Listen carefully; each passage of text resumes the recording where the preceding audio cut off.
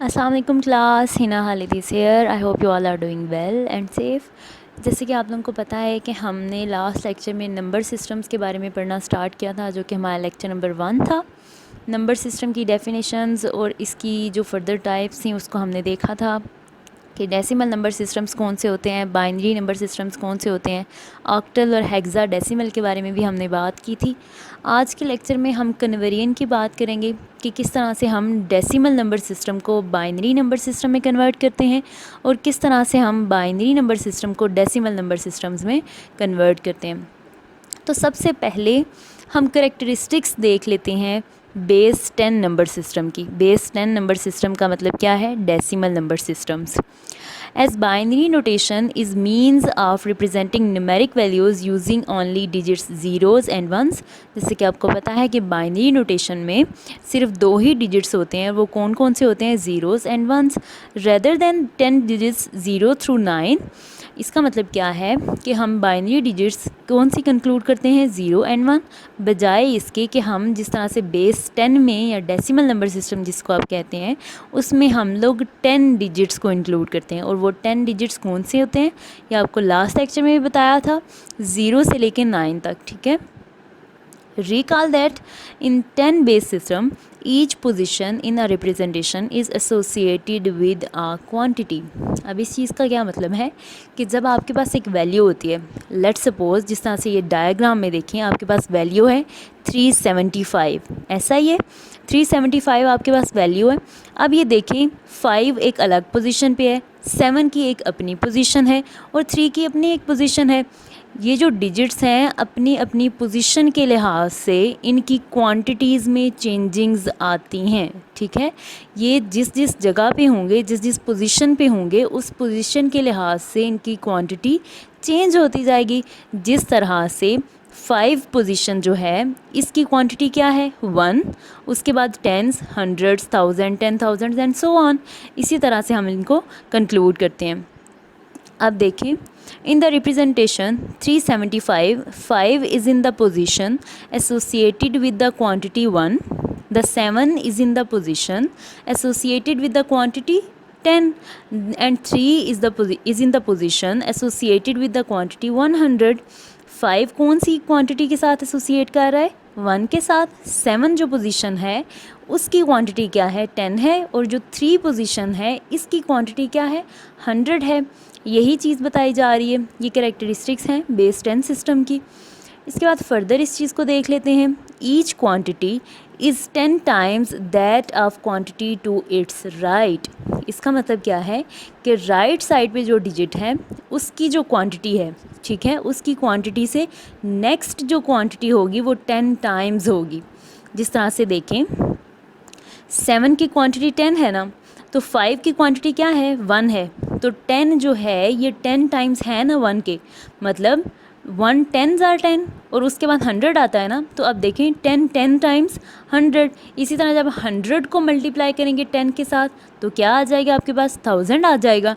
इस तरह से ये चीज़ बताई जा रही है कि हर एक जो क्वांटिटी है वो अपनी जो नेक्स्ट क्वांटिटी होगी वो किस तरह से आएगी? जब हम उसको मल्टीप्लाई करेंगे 10 के साथ। The value represented by the entire expression is obtained by multiplying the value of each digit by the quantity associated with it। Okay इस चीज़ का क्या मतलब है कि हम लोग किस तरह से जो हमारी ओवरऑल जो रिप्रेजेंटेशन है इसको हम किस चीज़ से डिनोट करेंगे? जब हम लोग हर एक जो हमारी पोजीशन है उस पोजीशन के साथ जो क्वांटिटी एसोसिएट हुई हुई है उस क्वांटिटी के साथ अब इसको मल्टीप्लाई करेंगे। ठीक है। जब मल्टीप्लिकेशन हो जाएगी तो ओवरऑल हम इनको क्या कर देंगे? इन पे एडिशन हम अप्लाई कर देंगे। To illustrate the pattern 375 represents 3 multiply by 100। 100 से क्यों मल्टीप्लाई किया हमने 3 को? क्योंकि पोजीशन 3 जो थी उसकी क्वांटिटी 100 थी। जैसे देखें क्या थी इसकी क्वांटिटी? 100 थी। अब देखें 7 की क्वांटिटी क्या है?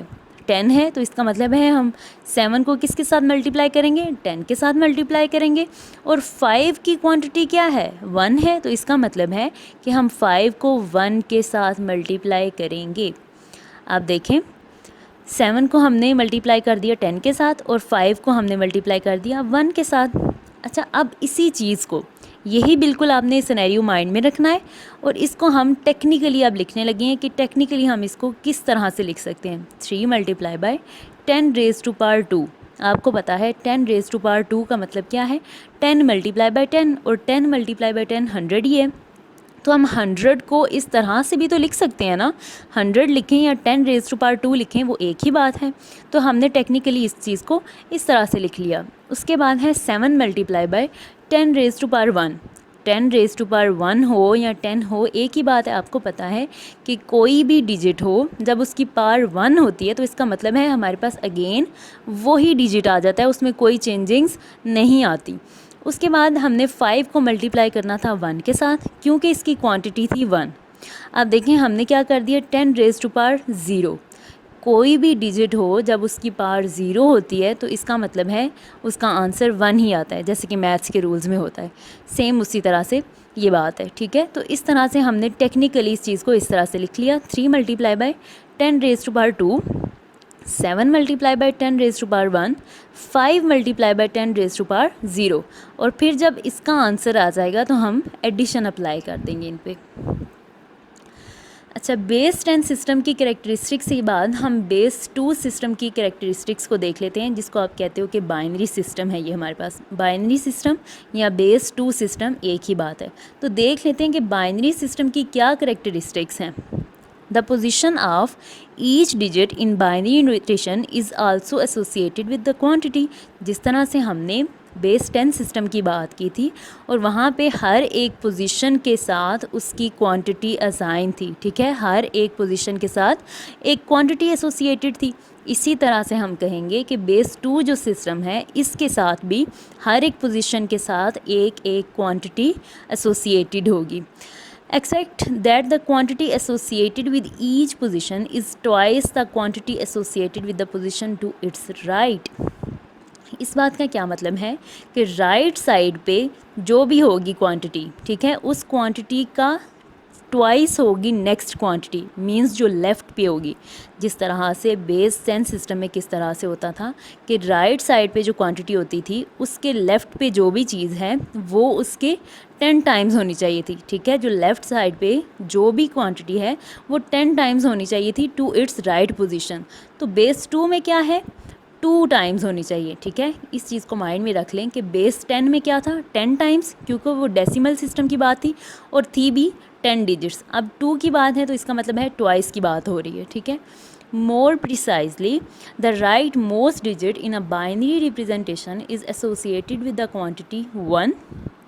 जो सबसे राइट मोस्ट डिजिट होगा, मींस जो राइट पे होगा डिजिट, उसके साथ कौन सी क्वांटिटी एसोसिएट कर रही होगी, 2 रेज़ टू पावर 0 मींस 1, ठीक है। और 1 का 2 टाइम्स क्या होता है, 2 होता है। इसका मतलब है कि जो नेक्स्ट मींस इससे लेफ़्ट साइड पे जो भी पोजीशन होगी उसके साथ कौन सी क्वांटिटी एसोसिएट कर रही होगी, 2 रेज़ टू पावर 1 मींस 2, ठीक है।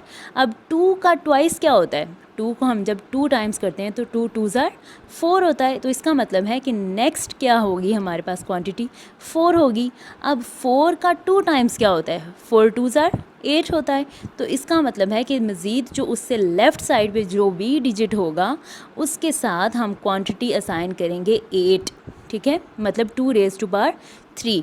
तो इस तरह से किस तरह हुआ, 2 raise to power 0, 2 raise to power 1, 2 raise to power 2 and 2 raise to power 3। अगर इससे ज़्यादा भी डिजिट्स होंगे तो हम बिल्कुल इसी सीक्वेंस को फॉलो करेंगे।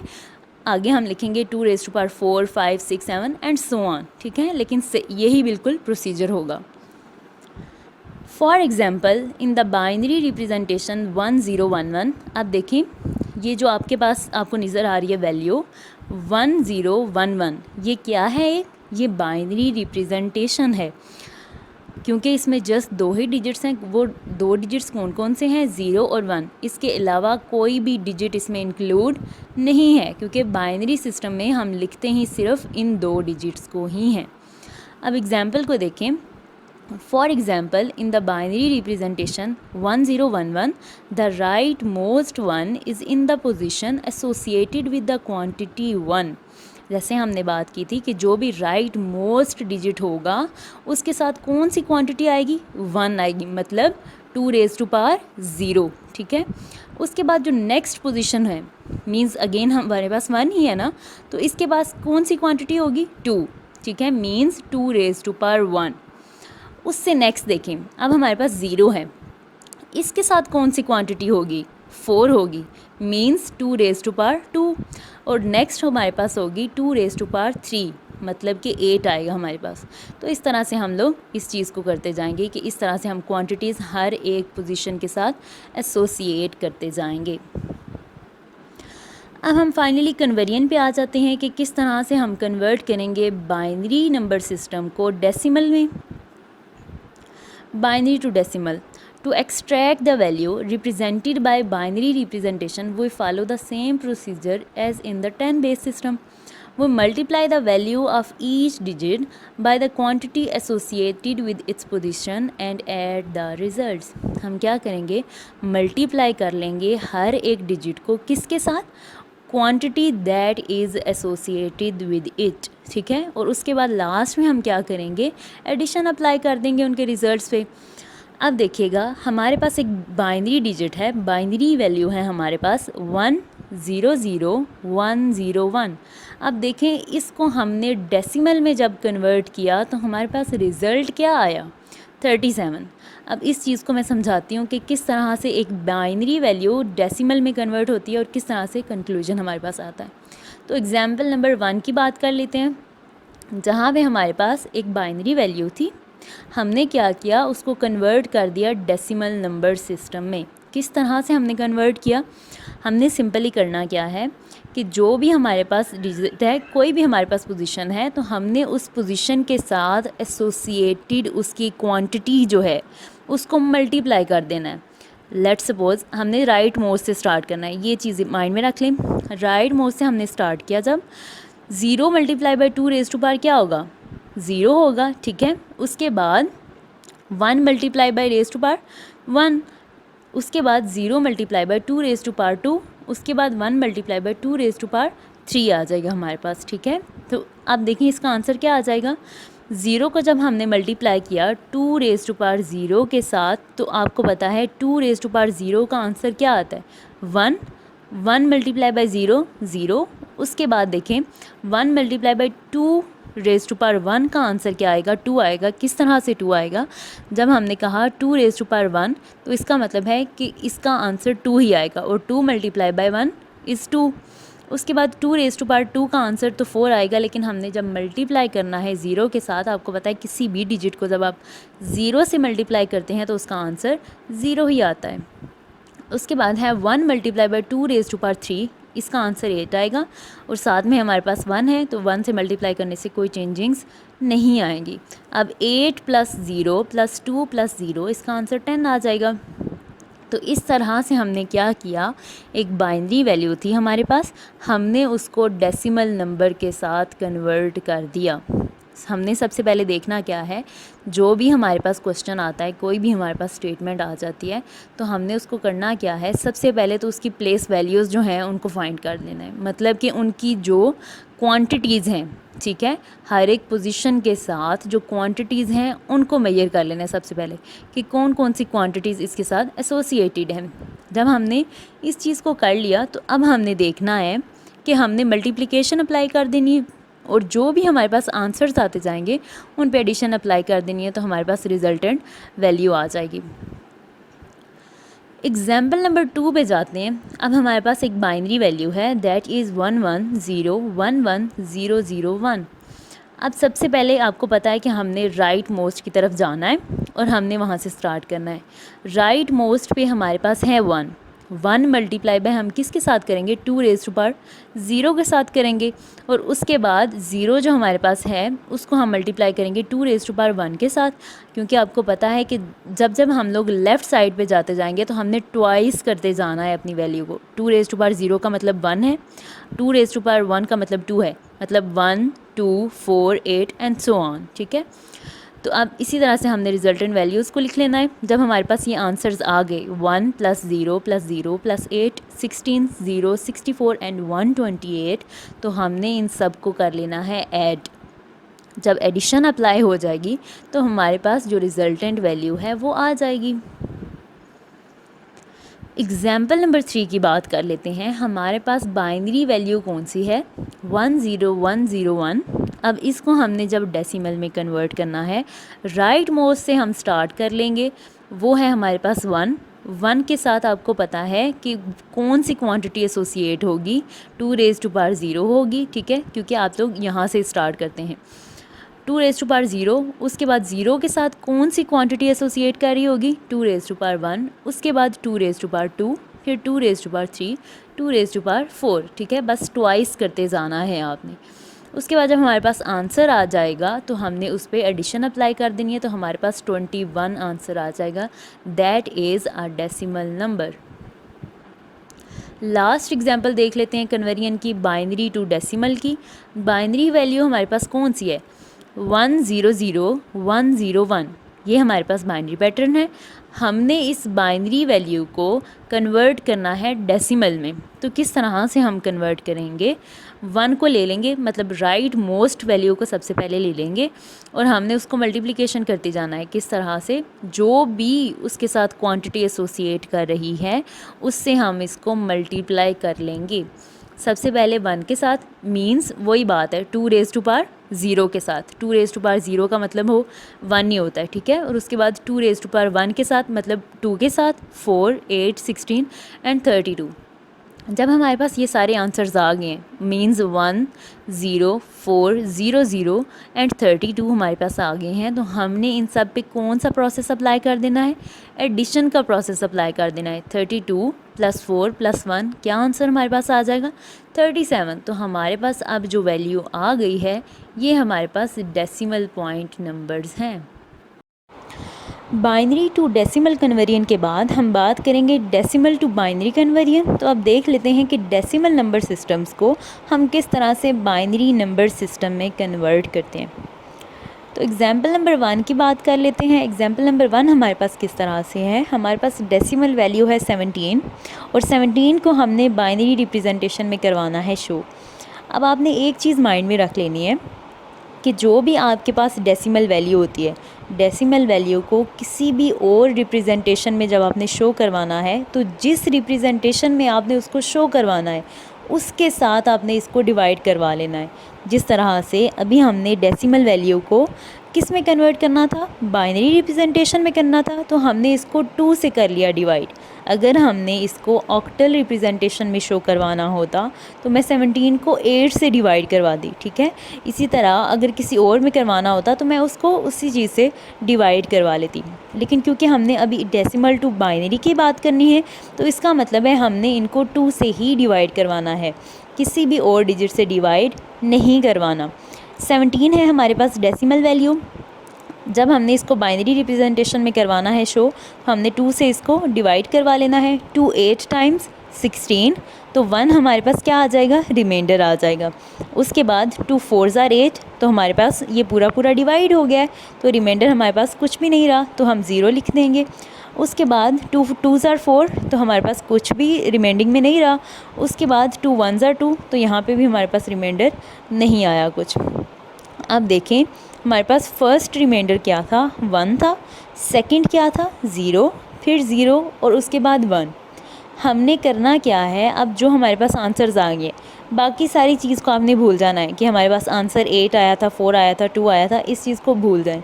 जो लास्ट आपके पास रिमाइंडर आता है वो चीज़ आपने काउंट करनी है, और बाकी जितने भी रिमाइंडर्स हमारे पास ऊपर आए हैं उन सब को काउंट करना है, बाकी चीज़ों को आप एक्सक्लूड कर दें। और हमने इसको अप डायरेक्शन में लिखना है, मींस 4th रिमाइंडर को फर्स्ट में लिखना है और बाकी जितने भी रिमाइंडर्स हैं इसी सीक्वेंस में आएंगे। मींस पहले हमने 4th रिमाइंडर को लिखा, मींस 1 को लिखा, 1 0 0 1, ठीक है। इस तरह से हमने इसको अप डायरेक्शन में लिखना है। एरो इसी चीज़ को रिप्रेजेंट करवा रहा है कि आपने इसको अप डायरेक्शन में लिखना है। ये थी हमारे पास एग्जाम्पल नंबर 1। अच्छा जी, नेक्स्ट चीज़ हमारे पास क्या है? सेल्फ़ असेसमेंट के लिए आपके पास 2 क्वेश्चंस मैंने दिए हैं। वो दो क्वेश्चंस क्या हैं, show 13 to binary representation and show 266 to binary representation. Means आपके पास दो डेसिमल वैल्यूज़ हैं, एक डेसिमल वैल्यू फर्स्ट क्वेश्चन की क्या है 13 है, उसको आपने बाइनरी रिप्रेजेंटेशन में शो करवाना है। उसके बाद आपने क्वेश्चन नंबर 2 कौन सा करना है, यहाँ भी आपके पास डेसिमल वैल्यूज़ हैं, डेसिमल वैल्यू कौन सी आपके पास 266, आपने 266 को बाइनरी रिप्रेजेंटेशन में करना है कन्वर्ट। ये दो क्वेश्चंस हैं आप लोगों के पास। थर्ड क्वेश्चन क्या है आपके पास, third and last question, binary notation uses only digits 0 and 1, this multiply and add process. Multiply आपको पता है किसके साथ करते हैं, जो भी क्वांटिटी उसके साथ एसोसिएट कर रही होती है पोजीशन के साथ, उसके साथ मल्टीप्लिकेशन आती है और जो आंसर आता है उस पे आप लोग एडिशन अप्लाई कर देते हैं। This multiply and add process reduces merely to adding the quantities associated with the position occupied by ones. Thus, the binary pattern 1011 represents the value 11 because the ones are found in the position associated with the quantities 1, 2 and 8. Simply आपने इस चीज़ को करना क्या है, हाँ आपके पास है binary value 1011, आपने शो करवाना है इसको डेसिमल में, ठीक है। आपने जब इसको डेसिमल में कन्वर्ट करना है तो आंसर आपका 11 आना चाहिए। अब ये तो आपके पास ज़्यादा इजी सी चीज़ आ गई है क्योंकि आंसर का आपको पता लग चुका है, तो आपने सिंपली बाइनरी को डेसिमल में कन्वर्ट कर देना है। ये 3 क्वेश्चंस हैं आप लोगों के पास, इसका आंसर आप लोगों ने मुझे देना है। आपने एक असाइनमेंट बना लेनी है और उसमें इन 3 क्वेश्चंस को यूज़ कर लेना है। So this is the end of your class. If you have any kind of question, you can ask me in Zoom class.